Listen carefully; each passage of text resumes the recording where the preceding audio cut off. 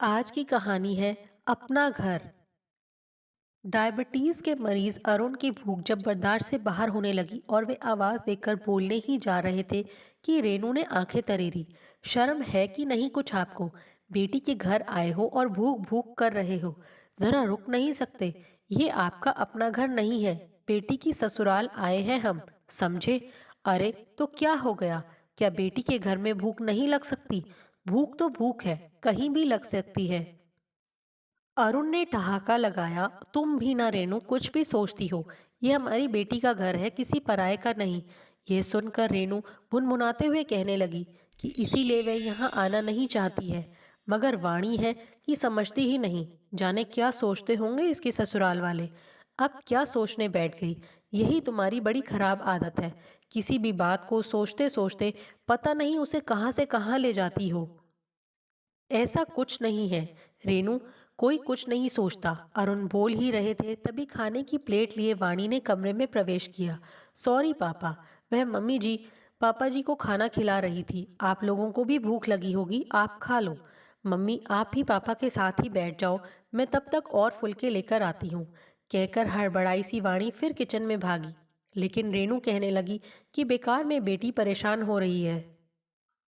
क्या वे लोग कहीं बाहर नहीं खा सकते थे? कितने तो होटल हैं शहर में। जाने क्या सोचते होंगे इसकी ससुराल वाले कि जब देखो इसके माँ बाप यहाँ आ जाते हैं। अरे मम्मी कैसी बातें कर रही हो आप? क्या मेरा घर आप लोगों का घर नहीं है? मेरे रहते आप लोग किसी होटल में खाने जाओगे, अच्छा लगेगा क्या? कोई कुछ नहीं सोचता, प्लीज आप ज्यादा मत सोचो। प्लेट में गरम फुलके डालती हुई वाणी बोली। हाँ, मैं भी यही समझा रहा हूँ तुम्हारी माँ को, पर इन्हें है कि शर्म ही बहुत आती है। अरे भाई ये रिश्तेदार है हमारे, तो आना जाना तो लगा ही रहेगा। वैसे बेटा कड़ी बहुत अच्छी बनी है, मज़ा आ गया। डकार लेते हुए अरुण बोले तो रेनू कहने लगी कि चलो अब यहाँ से, नहीं तो घर पहुँचते पहुँचते रात हो जाएगी। हाँ हाँ चलो चलो। अपनी पैंट को ऊपर चढ़ाते हुए अरुण बोले। अच्छा बेटा, अब हम निकलते हैं। ओके पापा, लेकिन आप अपना ध्यान रखिएगा और मम्मी आप भी। पापा आप थोड़े अजीब हो, पर आप दुनिया के बेस्ट पापा हो। अरुण के दोनों गालों को खींचती हुई वाणी बोली तो रेनू भी हंस पड़ी। बाप बेटी का प्यार देख रेनू मन ही मन मुस्कुरा पड़ी और सोचने लगी कितना प्यारा रिश्ता है इन दोनों का। एकदम पारदर्शी, कोई दुराग छिपाव नहीं। दोनों राजनीति से लेकर फिल्मों तक पर खुलकर बातें करते हैं और अपना पक्ष भी रखते हैं। और एक उसके ज़माने में पिता से बात करना तो दूर, उनके सामने खड़े भी नहीं हो सकते थे। पापा प्लीज़ आप ज़्यादा मीठा मत खाया करो, चिंता होती है मुझे। देखा ना डॉक्टर ने भी आपको मीठा खाने से मना किया है। प्लीज़ पापा वादा करिए मुझसे आप मिठाई छुएंगे भी नहीं। वाणी बोली तो बड़बड़ाते हुए रेनू कहने लगी कि इन्हें समझाने का कोई फ़ायदा नहीं है, क्योंकि इनसे बर्दाश्त ही नहीं होता। मिठाई देखते ही उस पर ऐसे टूट पड़ते हैं जैसे कभी खाया ना हो। ठीक है तो फिर मैं भी सीट बेल्ट नहीं लगाऊंगी गाड़ी चलाते समय, वाणी ने डराया। जानती है वह उसके पापा उससे लेकर बहुत फिक्रमंद रहते हैं। नहीं नहीं बेटा ऐसा मत करना। ठीक है, मैं मीठा नहीं खाऊंगा, पर अपनी मम्मी से बोलो वह मुझे ज़्यादा डांटा ना करे। बहुत डांटती है ये मुझे। बच्चा समूह बनाते हुए अरुण बोले तो वाणी को हंसी आ गई। मम्मी आप भी पापा को मत डांटा करो और पापा आप भी मम्मी की बात माना करो। एक गार्जियन की तरह अपने माँ पापा को समझाती हुई वाणी बोली। 3 महीने बाद फिर से डायबिटीज जांच कराकर डॉक्टर से दिखाने यहाँ आ जाना। ज्यादा देर करोगे तो फिर डॉक्टर से डांट पड़ेगी। वाणी को अपने पापा की हमेशा चिंता लगी रहती कि कहीं उनका शुगर लेवल ना बढ़ जाए। इसीलिए डॉक्टर की सलाह के बावजूद वह डायबिटीज के बारे में गूगल पर भी सर्च करती रहती थी। जानती थी उसके पापा खाने पीने के मामले में बहुत लापरवाह हैं। रेनू के डर से घर में तो नहीं, पर बाहर वे मिठाई खा ही लेते हैं। कंट्रोल ही नहीं होता है उनसे। वैसे एक बात यह भी है कि जिस चीज के लिए इंसान को मना किया जाता है, उसका मन उसी ओर भागता है। अरुण के डर से ही रेनू फ्रिज लॉक करके रखने लगी थी। बुरा लगता है पर क्या करे। अपने मम्मी पापा को विदा कर वाणी मन ही मन मुस्कुराती हुई घर आ रही थी कि मनोरमा मामी और अपनी सास की बातें सुनकर उसके कदम बाहर ही रुक गए। जरा भी शर्म लाज है इन्हें? देखो तो जरा, जब देखो मुंह उठाए चले आते हैं यहाँ। ये भी नहीं समझते कि ये उनकी बेटी की ससुराल है। मुंह बिचकाती हुई वाणी की सास मालती बोली थी। मैंने तो पहली बार देखा है दीदी, बेटी की ससुराल में किसी माँ बाप को गपागप खाते हुए। बड़े बेशर्म लोग हैं ये तो। एक हम हैं बेटी के घर का पानी तक नहीं पीते हैं और एक ये लोग। हाय हाय। जोर का ठहाका लगाती हुई मनोरमा मामी बोली। इस पर मालती कहने लगी कि हर 3 महीने पर डॉक्टर को दिखाने के बहाने यहाँ पहुंच ही जाते हैं दोनों, और खा पी कर ही जाते हैं। मन तो करता है पूछूं कि वहाँ आपके शहर में डॉक्टर नहीं है जो यहाँ दिखाने चले आते हैं, लेकिन बेटे को बुरा न लगे इसलिए चुप लगा जाती हूँ। दोनों की बातें सुन वाणी स्तब्ध रह गई। जिस सास और मामी सास को सुबह उठकर सबसे पहले चाय बनाकर पिलाती है, उनकी एक आवाज़ पर दौड़ी चली आती है, उनके लिए मनपसंद खाना बनाती है, उनकी छोटी छोटी खुशियों का ध्यान रखती है, वही दोनों उसके माँ पापा के बारे में ऐसी बातें कर रहे हैं। पता है उसे कि मालती को उसके माँ पापा का यहाँ आना ज़रा भी पसंद नहीं है, लेकिन कम से कम बाहर वालों के सामने तो नहीं बोलना चाहिए था उन्हें। जबकि पता है उन्हें कि मनोरमा मामी एक की चार लगाकर बोलने में माहिर हैं। उन्हें इधर उधर करने में खूब मज़ा आता है, फिर भी। और ऐसा क्या गलत कर दिया उसके माँ पापा ने जो बाहर वालों के सामने उनकी बुराई लेकर बैठ गई। क्या कोई माँ बाप अपनी बेटी के घर नहीं आ सकता? मन तो किया बोल दे कि जब लड़के के माँ बाप बड़े हक से अपने बेटे के घर रह सकते हैं, तो क्या बेटी के माँ बाप आ जा भी नहीं सकते? और किसने बनाए हैं ये रिवाज कि बेटी के घर माँ बाप पानी भी नहीं पी सकते? अरे, शर्म तो लड़के वालों को आनी चाहिए कि दहेज के नाम पर लड़की वालों के सामने अपना हाथ पसारते हैं, बेटे को बेच देते हैं एक तरह से। लेकिन फिर भी अकड़ तो देखो। यही मनोरमा मामी इसीलिए अपने बेटे की बारात लौटाने पर अड़ गई थी, क्योंकि लड़की वाले गाड़ी नहीं दे पाए थे। उन्होंने कहा था कि शादी के बाद वे किसी भी तरह से गाड़ी दे देंगे। पर अभी फेरे हो जाने दीजिए, नहीं तो समाज और लोगों के सामने उनकी जग हंसाई हो जाएगी। पर मामी और उसके परिवार वाले नहीं माने, और हार कर जाने कहाँ से कैसे कर उन्हें गाड़ी के पैसों का इंतजाम करना पड़ा, तब जाकर शादी हो पाई थी। और यही मामी यहाँ बैठकर गाल बजा रही हैं। शर्म तो इन्हें आनी चाहिए। लेकिन वह कुछ न बोलकर अपने कमरे की तरह बढ़ने ही लगी कि मालती ने टोका। गए तुम्हारे माँ पापा? अब फिर कब आने वाले हैं? मटर का दाना निकालती हुई मालती बोली। जी माँ जी गए। अब 3 महीने बाद फिर आएंगे। सास के व्यवहार से वाणी को रोना आ गया। वाणी के माँ पापा जब भी यहाँ आते हैं कुछ ना कुछ लेकर ही आते हैं, खाली हाथ कभी नहीं आते। लेकिन फिर भी इनकी बोली तो देखो, फिर कब आएंगे? क्या ये वहाँ खाने आते हैं या उनके घर में खाने की कमी है? अरे, वे चाहे तो 2-4 को खिलाकर खा सकते हैं। पैसे की कोई कमी नहीं है उनके पास। वे तो बेटी के मोहवश यहाँ चले आते हैं। वहाँ कोई बढ़िया डॉक्टर नहीं है क्या बहू, जो तुम्हारे माँ पापा को यहाँ इतनी दूर दिखाने आना पड़ता है? मनोरमा मामी ने तल्खी से पूछा तो वाणी तिलमिला उठी। मन तो किया कि बोल दे, वहाँ लखनऊ में भी तो अच्छे अच्छे डॉक्टर्स हैं, फिर वहाँ ये यहाँ महीने भर क्यों पड़ी हैं, लेकिन चुप लगा गई। बेकार में बात बढ़ाने का क्या फायदा, और जब अपने घर वाले ही उसे शह दे रही है तो बोलेगी ही ना। वाणी के तेवर देखकर दांत निपोड़ते हुए मनोरमा मामी कहने लगी। हाँ, नहीं होंगे वहाँ अच्छे डॉक्टर, तभी तो यहाँ दिखाने आना पड़ता है ना बहू? लेकिन वाणी ने उसकी बातों का कोई जवाब नहीं दिया और फ्रिज से निकालकर ठंडा पानी गटकने लगी। उसके पापा ने ही समझाया था उसे कि जब दिमाग में ज्यादा गुस्सा भर जाए तो इंसान को ठंडा पानी पी लेना चाहिए। गुस्सा ठंडा हो जाता है। चाहती तो पलटकर वह अपनी सास को जवाब दे सकती थी कि उसके मायके वाले यहाँ आकर बड़े हक से रह सकते हैं जब तक मन चाहे, तो उसके मायके वाले क्यों नहीं आ सकते यहाँ? ये घर उसका भी तो उतना ही है जितना मालती का। लेकिन एक दिन किसी बात पर मालती ने ही कहा था, ये तुम्हारी ससुराल है बहू, तुम्हारा मायका नहीं। ये सुनकर वाणी की आंखें भर आई थी। वह पूछना चाहती थी कि तब उसका अपना घर कहाँ है। यही तो विडंबना है लड़की के साथ कि उसका अपना कोई घर नहीं होता।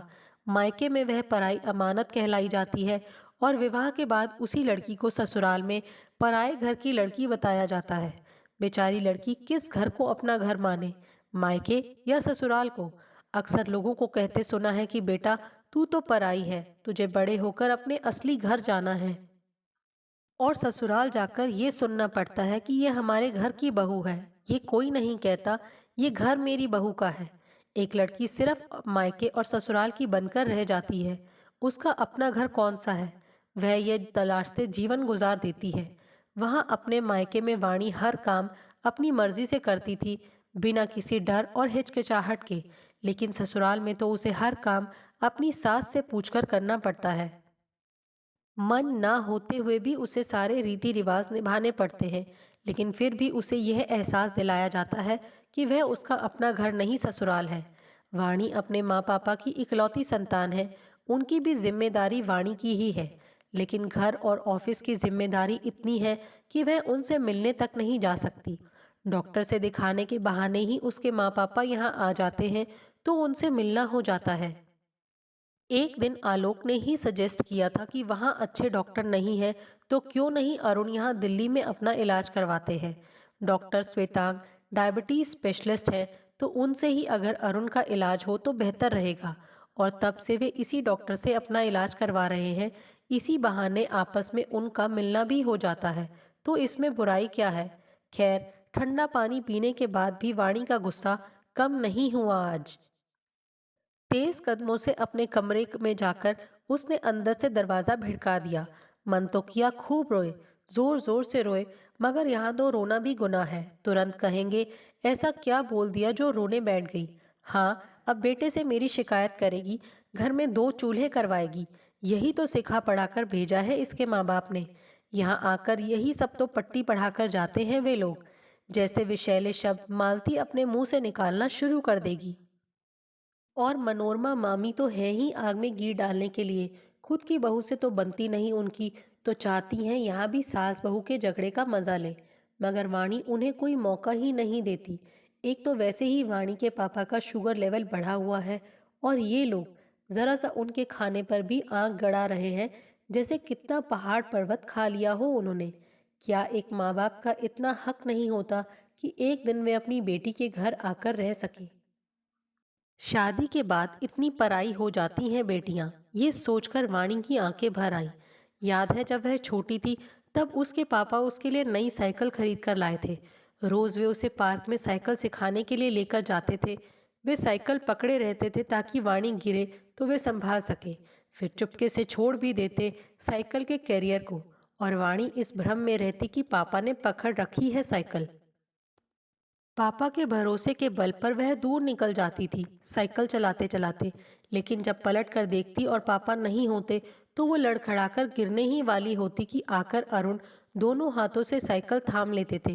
कहते, बेटा तुम खूब तेज दौड़ो, जब गिरने लगोगी मैं थाम लूंगा तुम्हें। उनका अपना तो कुछ था ही नहीं। उनकी पूरी दुनिया तो वाणी के आसपास ही होती थी। वाणी हंसती तो उसके मम्मी पापा हंसते।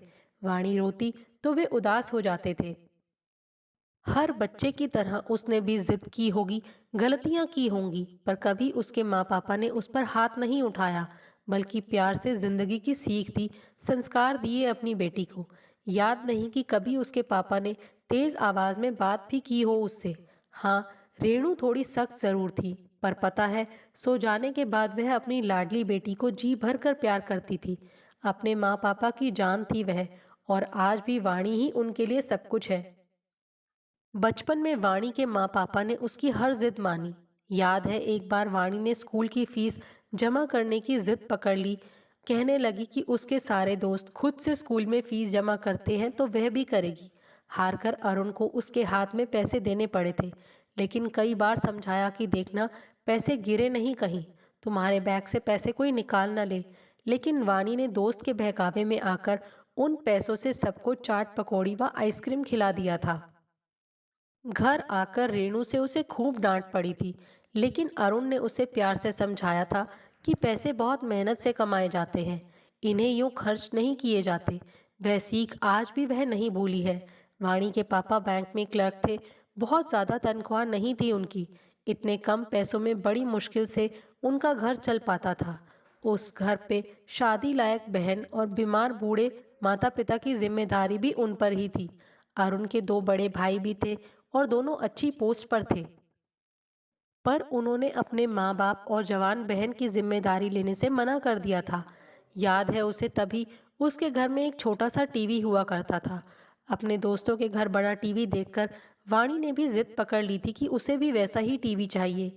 रेनू ने बहुत समझाया कि अभी वे बड़ा टीवी नहीं खरीद सकते हैं, खर्चे बहुत हैं घर में, बुआ की शादी भी करानी है। मगर जिद्दी वाणी कहाँ कुछ सुनने वाली थी। तब कहाँ से कैसे पैसे जुटाकर अरुण बड़ा टीवी खरीद लाए थे, ये बोलकर कि पैसे तो बाद में बहुत आ जाएंगे, मगर यह बात हमेशा उन्हें खलेगी कि अपनी बेटी की एक छोटी सी इच्छा पूरी नहीं कर पाए थे। अरुण तो बस अपनी बेटी के चेहरे पर मुस्कान देखकर ही जीते आए थे। वक्त के साथ धीरे धीरे अरुण के ओहदे बढ़ते गए और जिम्मेदारियां कम होती गई, लेकिन बाप बेटी का प्यार दिनों दिन और प्रगाढ़ होता गया। अरुण के लिए तो वही खुशी की बात होती थी जब वाणी खुश होती थी। कॉलेज की पढ़ाई पूरी होने के बाद यहीं दिल्ली के ही एक मैनेजमेंट कॉलेज में वाणी ने एडमिशन ले लिया था, जहां पहली बार आलोक से उसकी मुलाकात हुई थी। धीरे धीरे उनकी मुलाकात दोस्ती में और फिर प्यार में तब्दील हो गई। एक दिन दोनों ने शादी करने का फैसला कर लिया। अरुण और रेनू को इस शादी से कोई आपत्ति नहीं थी। अपनी बेटी के लिए आलोक उन्हें हर तरह से सही लगा था। लेकिन आलोक के परिवार वालों को ये रिश्ता बिल्कुल भी मंजूर नहीं था। मालती को सांवली सलोनी वाणी जरा भी पसंद नहीं थी। वह तो अपने बेटे के लिए गोरी नारी बहू लाना चाहती थी। चलो ये भी ठीक है, मगर मालती का कहना था कि वाणी अपने माँ बाप की अकेली बेटी है, इसीलिए अपने माँ बाप की जिम्मेदारी भी उसी की होगी, और वह नहीं चाहेगी कि शादी के बाद भी बहू मायका मायका करती रहे। तो क्या हो गया माँ, मैं भी तो आपका इकलौता बेटा हूँ। तो क्या शादी के बाद मैं आप लोगों को छोड़ दूंगा, अपनी जिम्मेदारी से मुंह मोड़ लूंगा? बोलो ना। आलोक ने कहा था। तुम्हारी बात अलग है बेटा। वाणी एक लड़की है। शादी के बाद एक लड़की का अपनी ससुराल और पति के प्रति कुछ फर्ज और जिम्मेदारियां होती हैं जो निभाने पड़ते हैं। लेकिन यहाँ मुझे तो डर है कि कहीं शादी के बाद वह तुम्हें ही घर जमाई ना बना दे और हम कुछ ना कर पाए। दरअसल मालती को ये डर था कि कहीं उसका बेटा अपनी ससुराल का होकर न रह जाए। अगर वे मेरी कुछ शर्तें मानने को तैयार है तो मुझे भी इस शादी से कोई एतराज़ नहीं है। आलोक ने जब मालती की शर्तें वाणी के सामने रखी थी तो वाणी भड़क गई थी कि ये क्या बात हुई। नहीं, वह ऐसा हरगिज़ नहीं करेगी। दरअसल मालती चाहती थी कि शादी के बाद वाणी अपने माँ बाप से ज़्यादा मेल जोल ना रखे और ना ही बार बार मायके जाए। जाना भी हो तो एक दिन से ज़्यादा ना रहे वहाँ। और सबसे बड़ी बात, ससुराल के प्रति अपनी सारी जिम्मेदारियाँ पूरी ईमानदारी से निभाए। वाह, क्या बात है! तुम्हारी माँ ने एक जज की तरह फैसला सुना दिया, लेकिन मैं उनके इस फैसले को मानने से इनकार करती हूँ। गुस्से में फनफनाती हुई वाणी बोलकर वहाँ से जाने ही लगी कि आलोक ने उसका हाथ पकड़ लिया। वह बोली, क्या तुम भी यही चाहते हो? नहीं, मैं ऐसा कुछ नहीं चाहता, लेकिन सिर्फ मान लेने में क्या हर्ज है? तुम जानती हो ना, मैं तुम्हारे बगैर नहीं रह सकता। प्लीज़ मान जाओ ना, आलोक ने रिक्वेस्ट की थी। अच्छा, तो तुम चाहते हो कि अभी मैं उनकी बात मान जाऊं, लेकिन क्यों, जब मुझे उनकी बात मंजूर ही नहीं है तो? नहीं आलोक, झूठ की बुनियाद पर मैं रिश्ते नहीं बनाना चाहती। शादी में सिर्फ लड़के लड़की का ही मिलना नहीं होता, बल्कि दो परिवार भी आपस में मिलते हैं, जिसे रिश्तेदारी कहते हैं। और तुम चाहते हो हम एक झूठ से इस रिश्ते की शुरुआत करें। लेकिन आलोक का कहना था कि सिर्फ कह देने से क्या चला जाएगा उसका। दोनों अपनी अपनी जिद पर अड़े थे और यही जिद उनकी लड़ाई की वजह बन गई। गुस्से में आलोक ने यहाँ तक बोल दिया कि शायद उनका प्यार ही झूठा है और अब ये रिश्ता खत्म ही समझो। ठीक है, मुझे भी इस रिश्ते में कोई दिलचस्पी नहीं है, कहकर वाणी भी वहां से चलती बनी। एक छोटी सी बात पर उनके बीच महीनों तक बात बंद रही। वाणी ने आलोक का अपने फोन से नंबर भी डिलीट कर दिया था, लेकिन आलोक वाणी को नहीं भुला पा रहा था। वाणी के गम में वह शराब पीने लगा था। वाणी की दोस्त मानसी से उसे यह बात पता चली थी कि आलोक अब अपने माँ पापा के घर नहीं रहता। उसने अपने परिवार वालों से झगड़ा चल रहा है। वाणी, वह आज भी तुमसे उतना ही प्यार करता है जितना पहले करता था। नहीं भुला पाया है वह तुम्हें, मानसी बोली थी। आज भी उसके हाथ पर तेरे नाम का टैटू है और उसके जॉइंट अकाउंट में आज भी तेरा ही नाम है। तो अब और क्या प्रूफ चाहिए तुम्हें उसके प्यार का? हाँ ठीक है, तब उसकी बातें गलत लगी तुम्हें, लेकिन एक बार उसकी जगह पर रहकर सोच, तू क्या करती वहां पर? माफ कर दे उसे अब, नहीं तो शराब पी पी कर मर जाएगा वह। मानसी की बात सुन वह दौड़ गई थी। आलोक की दशा देख वह रो पड़ी थी, लेकिन आलोक अपनी वाणी को देख मरते मरते जी उठा था। दोनों की आंखों से बहते उन आंसुओं में उनके सारे गिले शिकवे बह गए थे। सबके सामने घुटने पर बैठकर उसने गुलाब का फूल देते हुए वाणी को शादी के लिए प्रपोज किया था, जिसे वाणी ने झट से स्वीकार कर लिया। उस वक्त मालती कसमसा कर रह गई थी। सिर्फ अपने बेटे की खातिर वह कुछ बोल नहीं पाई थी, लेकिन अंदर से वाणी के लिए उसके मन में प्रेम नहीं नफरत जागी थी। शादी के बाद वाणी ने अपनी तरफ से मालती या घर के किसी भी सदस्य को कोई शिकायत का मौका नहीं दिया, बल्कि वह अपनी सारी जिम्मेदारी बखूबी निभा रही थी, नौकरी करते हुए भी। लेकिन एक बेटी की जिम्मेदारी निभाना भी वह नहीं भूली थी। लेकिन मालती को फिर भी वाणी से कोई ना कोई शिकायत रहती ही थी। मालती को अरुण और रेणु का अपने घर आना जाना बिल्कुल अच्छा नहीं लगता था। बेटा फिर उससे दूर न चला जाए, इसीलिए कुछ कहती नहीं थी। लेकिन अकेले में जो मन सो बोलकर अपनी भड़ास जरूर निकाल लेती थी। अरुण के मजाकिया स्वभाव को वह बदतमीजी बताती तो रेणु को अक्खड़ औरत कहकर संबोधित करती थी। अरुण और रेणु के आने पर जब वाणी अपने माँ पापा की खातिरदारी में लग जाती, तब मालती का खून खौल उठता था। कुछ ना कुछ बोलकर वह वाणी का मन छोटा कर ही देती थी। किचन में जाकर वह अपने माँ पापा के लिए एक कप चाय भी बनाने लगती तो कैसे मालती कहने लगती थी, बहू चाय पत्ती कम डाला करो, बहुत महंगाई बढ़ गई है। दूध के दाम भी देखो कितने बढ़ते जा रहे हैं। लेकिन वहीं खुद चाय पीनी हो तो बहू जरा पत्ती लगा कर देना और पानी कम डालना चाय में। कितनी सेल्फिश है ये औरत, ये सोचकर वाणी का मन कड़वा हो जाता।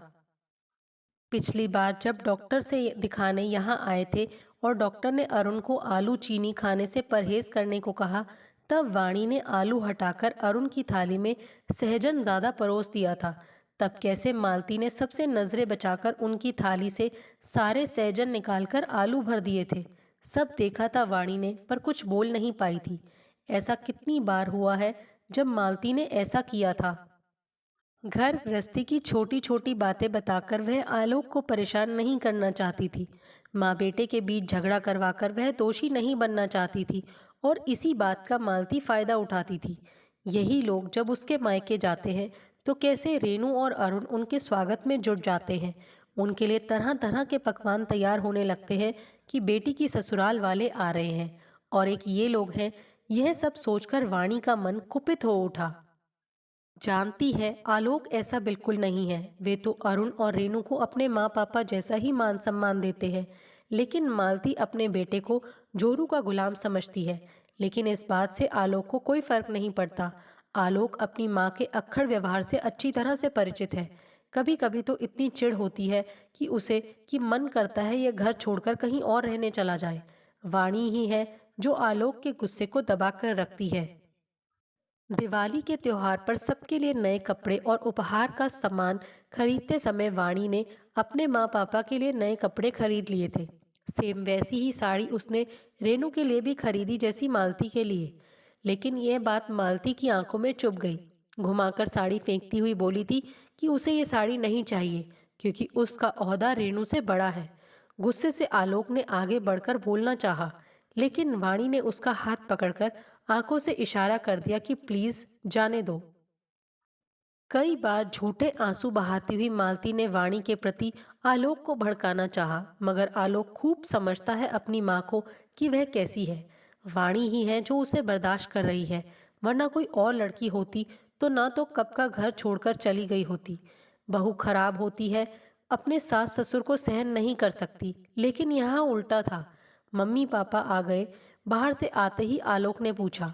अपने सास ससुर को वह मम्मी पापा ही बोलता है। क्या कहा डॉक्टर ने, सब ठीक है? सब ठीक है, वाणी ने जवाब दिया और आलोक के लिए चाय बनाने चली गई। चाय पीते हुए ही आलोक उसे देखे जा रहा था और सोच रहा था कि जरूर कोई बात है आज। जूठे कप उठाकर वह किचन में जाने ही लगी कि आलोक ने उसे अपनी बाहों में भरकर चूम लिया। वह भी आज पति के सीने से लगकर खूब रो लेना चाहती थी, कहना चाहती थी कि आज मालती ने उसके माँ पापा की बहुत इंसल्ट की। वह भी मनोरमा मामी के सामने। लेकिन उसने अपनी नम आंखों को धीरे से साफ किया और ये बोलकर किचन में जाने लगी कि सब ठीक है, वह चिंता ना करे। क्या कहती वह बेचारा तो खुद 8 दिन 10 दिन पर घर आता है, तो क्या टेंशन दे उसे। मार्केटिंग जॉब में ज़्यादातर बाहर ही घूमना पड़ता है आलोक को। रोज़ की तरह खाना पीना निपटाने के बाद किचन की सफाई करके करीब रात के 11 बजे वाणी को बिस्तर नसीब हुआ। वह किताब लेकर पढ़ने ही लगी कि उसकी आंख लग गई और किताब उसके हाथ में ही रह गई। बड़े प्यार से आलोक ने उसके हाथ से किताब लेकर टेबल पर रख दी और बड़े गौर से निहारा। आज वाणी कुछ ज्यादा ही थकी थकी लग रही थी। उसने धीरे से उसे कंबल ओढ़ाया और उसकी बगल में लेट गया। हमेशा की तरह सुबह उठकर सबसे पहले वाणी ने मालती और मनोरमा मामी को चाय बनाकर दी। फिर नाश्ता खाना की तैयारी में जुट गई। रोज वह ऑफिस जाने से पहले दोपहर के खाने के लिए दाल सब्जी बनाकर जाती थी। फिर काम वाली बाई कमला आकर रोटी या चावल जिसको जो चाहिए गर्मा गर्म बनाकर परोस देती थी। इसके लिए वह उसे एक्स्ट्रा पैसे देती थी। कमला भले ही गरीब काम वाली थी, पर उसके आचार विचार बहुत उच्च थे। मालती से घर का कोई काम नहीं होता था। उसके हाथ पाँव नहीं, सिर्फ जबान ही चलती थी ज्यादा। शाम को ऑफिस से आकर कपड़े न बदलकर पहले वाणी किचन में चली जाती थी, क्योंकि उसके सास ससुर को रात को 8 बजे तक खाना मिल जाना चाहिए। बाकी के लोगों को जैसे जैसे भूख लगती, या तो वो खुद निकाल कर खा लेते या वाणी को आवाज़ लगा देते। वाणी का देवर अंकुर एक प्राइवेट कंपनी में जॉब करता था और ननद दिव्या कॉलेज के अंतिम वर्ष में। सास ससुर को खिलाने पिलाने के बाद वह फ्रेश होकर आराम से जो मन होता करती। वाणी की आदत है, रात को वह बिना पढ़े नहीं सोती, चाहे कितनी भी रात हो जाए। एक दो पन्ने पढ़कर ही सोती है। उसकी अलमारी में पत्रिकाओं के अलावा अच्छे अच्छे लेखकों के नॉवेल्स भी भरे पड़े हैं। लेकिन आलोक एकदम उसके उलट है। उसे किताब पढ़ना बोरिंग काम लगता है। उसे मोबाइल चलाना बहुत पसंद है। घंटों वह मोबाइल पर गुजार देता है और इसी बात पर कभी कभी वाणी और आलोक के बीच झगड़ा भी हो जाता है। पापा, आपको याद है ना, 2 दिनों बाद डॉक्टर से आपका अपॉइंटमेंट है। वाणी ने याद दिलाया तो अरुण कहने लगे कि हाँ, और उन्होंने अपना शुगर चेकअप भी करवा ली है। गुड। तो पापा, आप और मम्मी आज ही यहाँ आ जाओ। इसी बहाने हमें एक दिन ज़्यादा साथ रहने को मिल जाएगा। चहकती हुई वाणी बोली तो अरुण कहने लगे कि हाँ, वे भी यही सोच रहे थे। मगर रेणु ऐसा नहीं चाहती थी। बल्कि वह तो वाणी की ससुराल जाना ही नहीं चाहती थी। मगर बाप बेटी के सामने उसकी कहाँ चलती है भला। देखा ना पापा, इस बार आपका शुगर लेवल कितना कम आया है, एकदम नियंत्रण में। वाणी बोली तो अरुण कहने लगे कि इस बार उन्होंने मीठा छुआ तक नहीं। हाँ, बस ऐसे ही आप मीठा खाने पर कंट्रोल रखो पापा, देखना सब ठीक हो जाएगा। अरे मम्मी, आप किस सोच में डूबी हो। पीछे की सीट पर रेनू को गुमसुम बैठा देख वाणी ने टोका तो हंसते हुए अरुण कहने लगे कि उसकी माँ बाहर का नज़ारा देख रही है। लेकिन रेनू कहने लगी कि इस बार वाणी की ससुराल ना जाकर क्यों ना वे लोग किसी होटल में रुक जाएं। क्यों? होटल में क्यों मम्मी, जब यहाँ मेरा घर है तो। ऐसी कोई बात नहीं है जैसा आप सोच रही हो, चिल करो। बोलकर वह हंसी तो अरुण भी हंस पड़े, मगर रेनू को हंसी नहीं आई। मनोरमा मामी वाला कमरा खाली था, तो वाणी ने सोचा उसी में अरुण और रेनू सो जाएंगे। किसी को कोई परेशानी भी नहीं होगी। वैसे आलोक ने कहा कि वह जल्दी आने की कोशिश करेगा। सब साथ में डॉक्टर के पास चलेंगे, लेकिन शायद उसे काम से फुर्सत नहीं मिली होगी। यह सोचती हुई वाणी ने गाड़ी घर की तरफ मोड़ ली। घर पहुंचकर वाणी अरुण और रेनू के लिए चाय बनाने ही लगी कि देखा चाय पत्ती खत्म हो गई है। ओह, पत्ती खत्म हो गई, लेकिन सुबह तो थी। वह मन ही मन भुनभुनाई, अब चाय बनाने के लिए पत्ती तो थी नहीं। इसलिए उसने अरुण और रेनू को खाना ही परोस दिया। वैसे भी वे लोग भूखे थे, सोचा चाय बाद में बना देगी। पास ही में एक किराना स्टोर है, फोन कर देने पर कुछ देर में ही वह सामान घर भिजवा देता है। वाणी किचन के छोटे मोटे सामान वगैरह उसी दुकान से मंगवाती थी। अच्छी सर्विस देता है वह दुकान वाला। अभी वह अपने माँ पापा को खाना देकर कमरे से बाहर निकली ही थी कि मालती कहने लगी, बहू, ऐसा कब तक चलेगा। क्या क्या हुआ माँ जी? वाणी ने अचकचाकर पूछा। यही कि हमेशा तुम्हारे माँ बाप यहाँ चले आते हैं। क्या अच्छा लगता है बेटी के घर बार बार आना? अरे, हमारे संस्कार में तो बेटी के घर का एक बूंद पानी भी पीना पाप माना जाता है, और ये लोग, क्या जरा भी शर्म लाज नहीं है तुम्हारे माँ बाप को? अब तो पड़ोसी भी पूछने लगे हैं। सच कहें तो शर्म तो अब हमें आने लगी है। मालती की बात सुन वाणी अवाक थी। उसे लग रहा था काटो तो खून नहीं। वह सास को चुप कराना चाहती थी कि प्लीज चुप हो जाओ, मगर मालती बोलती ही जा रही थी, जो मन सो। उधर अरुण और रेनू पहला कौर मुंह में डालने ही जा रहे थे कि मालती की कड़वी बातें सुन उनका हाथ का खाना हाथ में ही रह गया। कहीं माँ पापा ने सुन तो नहीं लिया। वह भागी उधर। पापा मम्मी, आप दोनों खा क्यों नहीं रहे? खाना खाइए ना। खाना अच्छा नहीं बना क्या? वाणी झेपी। हाँ, वह मम्मी जी पूछ रही थी कि डॉक्टर ने क्या कहा। किसी तरह वाणी बात को ढांपना चाहती थी। बस बेटा, बहुत हो गया। हाथ का खाना थाली में झाड़ते हुए रेनू उठ खड़ी हुई। कहा था ना तुमसे, किसी होटल में रुक जाएंगे। पर तुम आखिर क्यों हमारी बेइज्जती कराने पर तुली हो? लेकिन रेनू को अरुण ने कस कर डपटा। कुछ भी बोले जा रही हो, चुप हो जाओ। नहीं बेटा, कुछ नहीं, तुम चिंता मत करो, और रिश्तेदारी में तो ये सब चलता ही रहता है। हम फिर आएंगे, लेकिन अभी मुझे एक ज़रूरी काम याद आ गया, तो जाना पड़ेगा। हाँ मेरा बच्चा। बेटी के कंधे पर हाथ रखते हुए अरुण बोल तो रहे थे, लेकिन उनकी गीली आंखों में एक बेटी के पिता की बेबसी साफ साफ दिखाई पड़ रही थी। अपने माँ बाप के गले लग वाणी सिसक पड़ी। बेटी को छोड़कर जाते हुए रेनू फूट फूट कर रो पड़ी। सब कुछ ले देकर शादी करने के बाद भी एक बेटी के माँ बाप की कोई औकात नहीं रहती। जब लोग बेटा ना होने का ताना मारते थे, तब अरुण यह बोलकर लोगों का मुंह बंद कर देते थे कि उसकी एक बेटी 100 बेटों के बराबर होगी, देख लेना। अक्सर अरुण यह बात दोहराते कि रिटायरमेंट के बाद वे वाणी के साथ रहने आ जाएंगे। बोलो बेटा, अपने बूढ़े माँ पापा को साथ रखोगी ना? और मासूम सी वाणी कहती, हाँ, वह अपने माँ पापा को हमेशा अपने साथ रखेगी। लेकिन आज अपने उसी माँ पापा की अपनी ससुराल में ऐसी बेइज्जती होते देख वाणी का रोम रोम कर रहा उठा। वाणी ने नहीं रोका उन्हें जाने से, क्योंकि वह उनकी और बेइज्जती नहीं करवाना चाहती थी। लेकिन अफसोस कि उसके माँ पापा बिना खाए पिए चले गए। अरे, एक जानवर को भी हम रोटी देते समय सहलाते हैं, लेकिन आज मालती ने तो सारी हदें पार कर दी।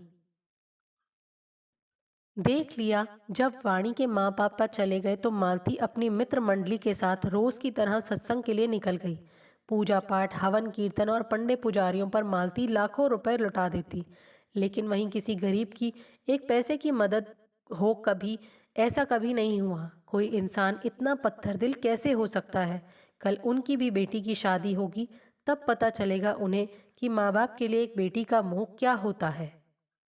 सिसकती हुई वाणी सोच ही रही थी कि कॉल बेल बजी। उसे लगा किराने वाला आया होगा सामान लेकर, लेकिन जब सामने आलोक को पाया तो उसकी बर्दाश्त का बांध टूट गया, और वह आलोक के सीने से लगकर फूट फूट कर रोने लगी। आलोक तो सब समझ ही गया था, लेकिन फिर भी उसके पूछने पर वाणी ने शुरू से अंत तक एक एक बात उसके सामने खोलकर रख दी। सुनकर आलोक का खून खौल उठा। सोच लिया उसने जो हो, पर आज वह मालती को नहीं छोड़ेगा, फैसला होकर रहेगा। चाहती क्या है वह? लेकिन वाणी ने उसे ये कहकर रोक दिया, ये सब करने का कोई फायदा नहीं है। लेकिन उसे अब वह करना होगा जो वाणी चाहती है। आलोक, मुझे यहीं दिल्ली में ही अपना एक घर चाहिए, जिसे मैं अपना घर कह सकूं, और जहां मेरे मम्मी पापा जब चाहें हक से आकर रह सके। मैं तुम्हें तुम्हारे परिवार से दूर नहीं करना चाहती। तुम्हारी मर्जी, तुम जहां रहना चाहो, लेकिन अब मेरा फैसला अटल है। आलोक ने कुछ नहीं बोला, लेकिन वाणी का फैसला उसे एकदम सही लगा, और वह अपनी पत्नी के इस फैसले में उसके साथ है। दोस्तों, आपको हमारी ये कहानी कैसे लगी? प्लीज़ कमेंट्स करके बताइए। Thanks for watching this video.